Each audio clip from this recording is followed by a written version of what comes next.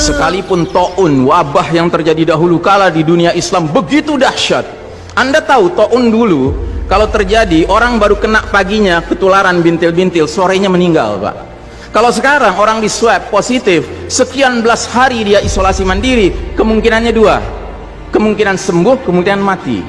Persentasenya berapa? Sembuh 80%, Pak, mati 3%, kecil sekali.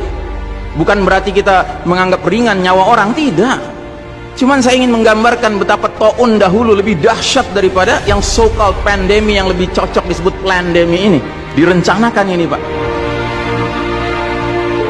Yang karenanya kalau kita lihat sejarah, sekalipun dahsyat taunnya dahulu kala, nggak ada cerita, Pak, sholat berjamaah berubah tata cara pelaksanaannya, nggak ada. Kenapa kita harus berubah? Dan saudaraku rahimakumullah, kami cuma mengingatkan beberapa pesan dari Nabi SAW tentang sholat ini. Yang pertama, Nabi mengatakan, sallu kama ra'aitumuni usolli. Sholatlah kalian sebagaimana kalian melihat aku sholat. Ini sudah kata mati, Pak. Ini kunci, Pak. Kunci ini. Makanya para ulama fikih memutuskan nggak boleh dikerjakan sembarangan, nggak boleh. Apalagi setelah dia ada aturannya, terus kita berkreativitas menyangka itu lebih baik untuk keselamatan dunia kita, sementara kita tidak peduli dengan keselamatan akhirat kita. Nabi Muhammad SAW menyatakan, hari berbangkit nanti aku akan menunggu umatku di depan telagaku. Aku akan bisa membedakan siapa umatku, siapa yang bukan. Umatku adalah mereka yang wajahnya, tangannya, kakinya bercahaya bekas wudhu. Tapi ketahuilah, ada sejumlah orang wajahnya bercahaya, tangannya bercahaya, kakinya bercahaya. Aku panggil mereka, tapi dihalau sama malaikat, tidak boleh mendekat.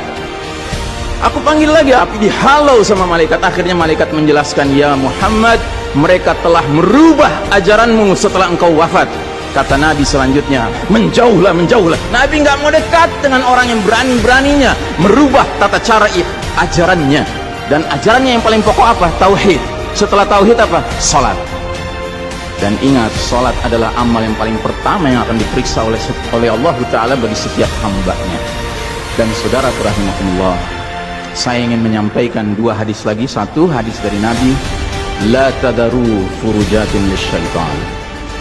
Jangan kalian biarkan celah-celah itu untuk syaitan. Ini Nabi Muhammad SAW yang berbicara, bukan Ihsan Tanjung. Kalau Ihsan Tanjung yang berbicara, Anda boleh tolak, Pak. Ini Nabi Muhammad SAW yang berbicara, yang kita baca salawatnya dengan harapan mendapatkan syafaatnya, dengan harapan boleh meminum air dari telaganya. Jadi kata Nabi apa? Jangan biarkan celah-celah itu menjadi tempatnya syaitan. Hari ini tidak sedikit masjid bahkan memuliakan syaitan, memberi tanda di mana syaitan hendaknya berada. Na'udzubillahi min dzalik. Mau jadi apa kita, Pak? Mau jadi umat seperti apa kita? Ini adalah simpul terakhir, saudaraku. Kalau sampai simpul terakhir ini kita relakan lepas, sudah tidak ada sisanya ajaran ini di muka bumi. Karenanya saudaraku rahimakumullah, bagi saya urusan sholat berjamaah dan tata caranya ini bukan urusan pilihan fikih, Pak. Ini urusannya adalah urusan dengan musuh Allah Ta'ala. Hadis yang terakhir, kata Nabi SAW, innal yahuda qad sami'u dinahum. Sesungguhnya Yahudi sudah bosan dengan agama mereka. Wa innahum qaumun hasadun. Dan mereka adalah kaum yang sangat hasad kepada kita umat Islam, terutama dalam tiga perkara. Satu, raddis salam. Kebiasaan kita umat Islam kalau ketemu saling ngucapin assalamualaikum, dibalas waalaikumsalam. Itu Yahudi nggak senang, Pak. Yahudi tidak senang melihat umat Islam berukhuwah Islamnya. Yahudi nggak senang umat Islam kalau ketemu saling bersedekah dengan senyum. Makanya dibikin aturan begini, nggak kelihatan senyum kita. Yahudi nggak senang kita ketemu jabat tangan, rontok dosa-dosa. Maunya mereka begini saja jabatan tangannya. Dari mana ini semua? Yang kedua, mereka hasad sama kita dalam urusan apa? Iqamatis sufuf. Dalam tata cara kita menegakkan shaf kita.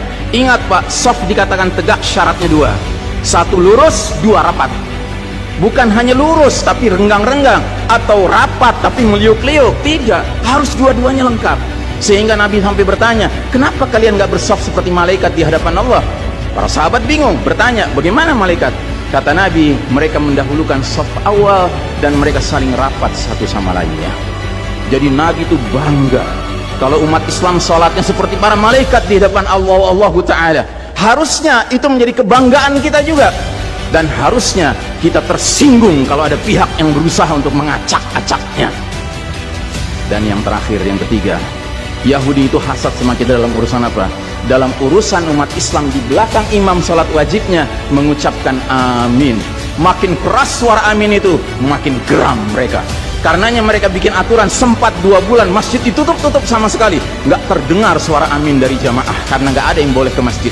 Tapi sekarang setelah dibolehkan, masjid yang bisa muat 2000 orang cukup 500 orang, cukup 700 orang. Supaya apa? Sekurang-kurangnya aminnya bisa berkurang. Maka sekarang pertanyaan besarnya adalah, untuk siapa kita sholat? Atau untuk mereka? Inna sholati wa nusuki wa mahyaya wa mamati lillahi rabbil alamin. Mudah-mudahan apa yang saya sampaikan tidak membuat bapak dan ibu makan nggak kenyang, tidur nggak nyenyak, tetapi semakin sadar betapa kita sedang hidup di era penuh fitnah di akhir zaman, dan musuh-musuh Allah sedemikian sistematis, sedemikian terencananya membuat kita sadar tidak sadar meninggalkan din kita. Yang paling mengerikan kalau sampai sudah nggak ada perasaan lagi risau dengan ini semua. Karena apa? Nabi bersabda, siapa lihat kemungkaran ubah dengan tangan, nggak bisa dengan lisan, nggak bisa dalam hati. Dalam hati itu maknanya apa? Ingkari itu sebagai kebenaran, itu mungkar. Dan itu kata Nabi selemah-lemahnya iman. Sehingga di hadis yang lain kata Nabi, kalau mengingkari saja sudah nggak ada, udah nggak ada iman sama sekali. Nah, yang kita khawatir kalau kita ternyata ridho saja dengan aturan sholat WHO ini, Pak. Padahal harusnya kita sholat dengan cara Nabi Muhammad SAW, bukan caranya Tedros atau Bill Gates. Kepada jamaah, inilah nasihat dari hati yang paling dalam kepada saudara-saudara yang saya cintai karena Allah, yang kita sama-sama bersalawat, kita sama-sama mengharapkan air dari telaga Nabi. Tapi boleh jadi nggak semua kita ngerti apa yang harus kita lakukan agar air telaga itu dapat jaminan kita boleh meminumnya.